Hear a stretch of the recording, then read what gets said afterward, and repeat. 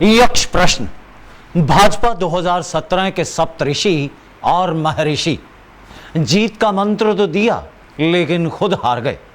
जानिए आज कौन हैं, कहां हैं। 2017 का विधानसभा चुनाव मतलब सियासत बदल गई, चेहरे बदल गए और भाजपा बदल गई।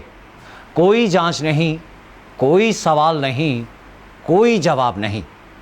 हार की टीस आज भी कायम।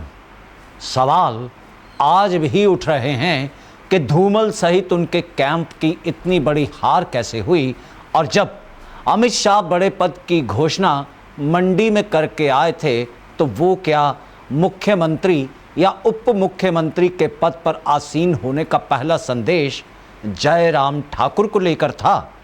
ये सवाल आज भी सत्ता के गलियारों में चर्चित है। बहुत से नाम हार गए तो कुछ चेहरे जीत कर भी विपक्ष की भूमिका में रहे। धूमल के अलावा तेजवंत नेगी, रणधीर शर्मा, रविंद्र रवि, सतपाल सत्ती, गुलाब सिंह ठाकुर, कृपाल परमार और बलदेव शर्मा वो नाम हैं जो किसी बड़ी साजिश का शिकार हुए। इस बात को हिमाचल का हर मतदाता जानता है। इतना ही नहीं, पहली बार चुनाव में उतरी राज्यसभा सांसद इंदु भी इस राजनीति का शिकार हुई। हालांकि महिला मोर्चा के अलावा और किसी राजनीति में वो भाजपा में सक्रिय नहीं थीं, लेकिन गुटबाजी की शिकार हुई और चुनाव हार गईं। अब बेशक रणधीर और सत्ती आज सरकार में शामिल हैं, लेकिन उन्हें अपने पदों को हासिल करने में कितनी मशक्कत करनी पड़ी ये सभी को पता है।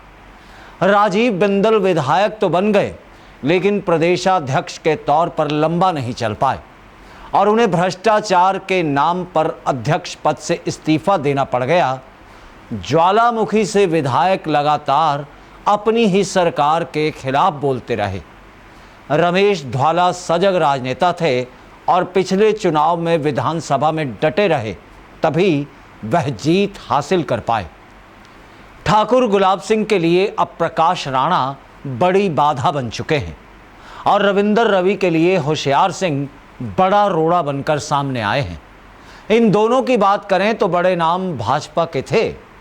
कांगड़ा और मंडी में दबदबा इनका बेहद था, लेकिन अब क्या करेंगे ये सवाल बड़ा है, क्योंकि भाजपा से यहाँ टिकट मिलेगा ये जरा मुश्किल है।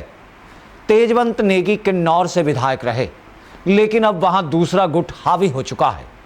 कोई चेहरा उम्मीदवार के तौर पर नहीं है।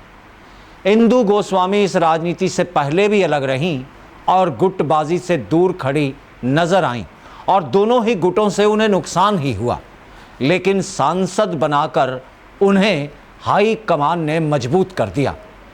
यही एक चेहरा है जो हार के बाद भी खुद को मेहनत से बिना गुटबाजी के खुद को आगे लेकर गया। बड़सर से बलदेव शर्मा चुनाव हारे तो चर्चा आम थी कि बड़ी साजिश हुई है, और अब विनोद ठाकुर, बड़ी चुनौती उन्हें जयराम गुट से ही लग रही है। अंतिम नाम खुद प्रेम कुमार धूमल का है, जो सत्ता भाजपा में थी लेकिन वो घोर विपक्ष में रहे। हालांकि सरकार बनाने में उनकी भूमिका को दरकिनार नहीं किया जा सकता है।